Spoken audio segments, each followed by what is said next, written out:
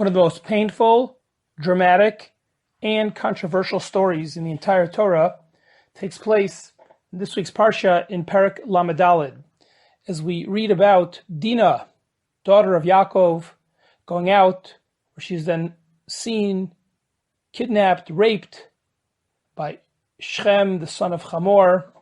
Afterwards, he truly is infatuated with her. He asks his father to speak with Yaakov about perhaps allowing him to marry Dinah. Hamor actually suggests not only a marriage of these two children, but more of a merger between the two nations or clans.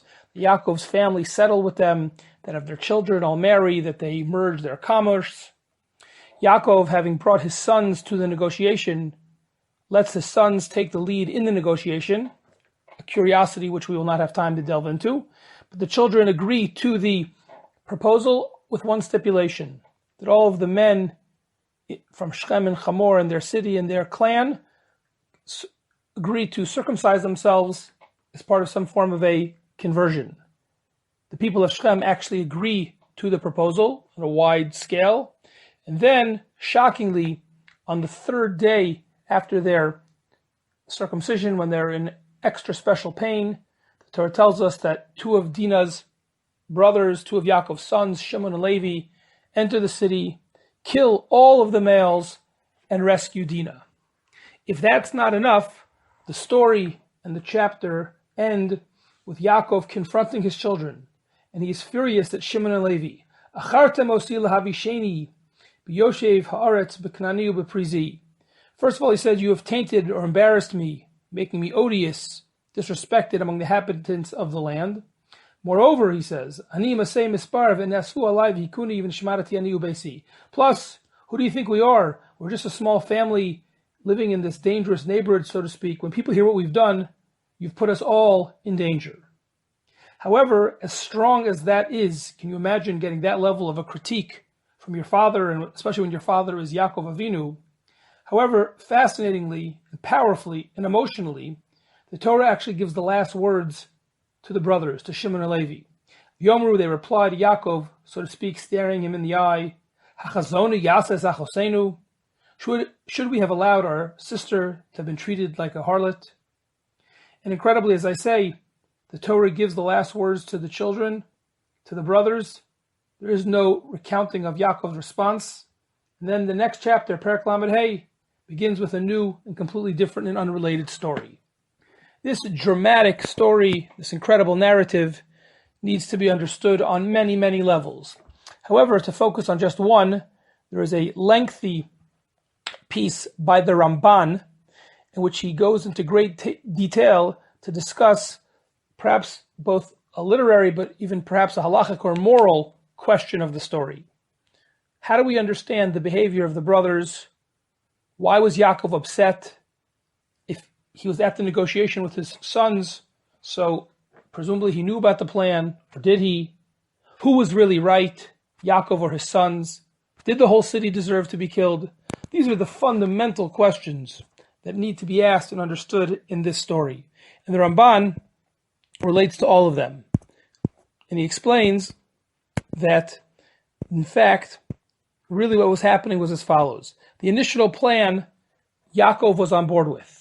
According to the Ramban, the initial plan, with Yaakov's consent, was to offer marriage and merger on condition of the bris milah and conversion, as we read about in the Torah text.